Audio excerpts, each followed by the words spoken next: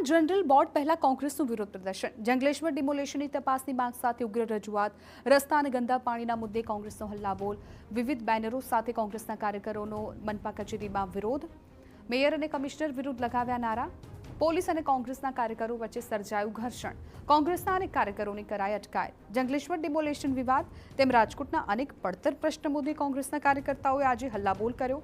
General બોર્ડની બેઠક પહેલા વિરોધ પ્રદર્શન કરાતા કોંગ્રેસના કાર્યકરો મેયરની ચેમ્બરની બહાર જ બેસી ગયા હતા। આખરે પોલીસને બોલાવતા અનેક કાર્યકરોની અટકાયત કરી હતી। પ્રદર્શન દરમિયાન પોલીસ અને કોંગ્રેસના કાર્યકરો વચ્ચે ઘર્ષણના દ્રશ્યો પણ સામે આવ્યા હતા।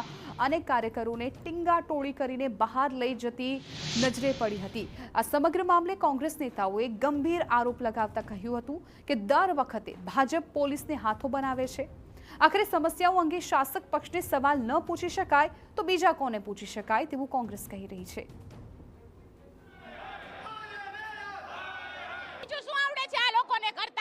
લોકશાહીનો જાણે હવે કતલ કરીને એક મૂકી દીધી હોય ને એવું છે। તમે વિરોધ ના કરી શકો, કેમ ના કરી શકો? કોંગ્રેસ સત્તામાં હતી ત્યારે તમને પણ અધિકાર હતો વિરોધ કરવાનો, બંધારણે અધિકાર આપ્યો છે ને વિરોધ પક્ષ તરીકે અમારી જવાબદારી બને છે કે સરકારને સવાલ પૂછો। કોંગ્રેસ નેતાઓની અટકાયત બાદ માહોલ ગરમાયો હતો। જો કે કોંગ્રેસના નેતાઓએ સ્પષ્ટ કર્યું હતું કે શાસક પક્ષને પોલીસ સિવાય પણ અન્ય જેને બોલાવવા હોય તેને બોલાવી લે। પ્રજાના પ્રશ્નો મુદ્દે ઉગ્ર રજૂઆતો આગળ પણ ચાલુ જ રહેશે। भारतीय जनता पार्टी ने भ्रष्टाचार नहीं करवा दઈએ, પોલીસની જગ્યાએ આર્મી બોલાવે, જે અમને બોલાવે બળ પ્રયોગ કરે, જેલમાં નાખે, પણ લોકોનો ટેક્સનો અને પરસેવાનો પૈસો ઓળવવા નહીં દે। આ ભારતીય જનતા પાર્ટી ભ્રષ્ટાચારી શાસન લડતા રહેશું। માંગ રિપોર્ટ જાહેર થવો જોઈએ।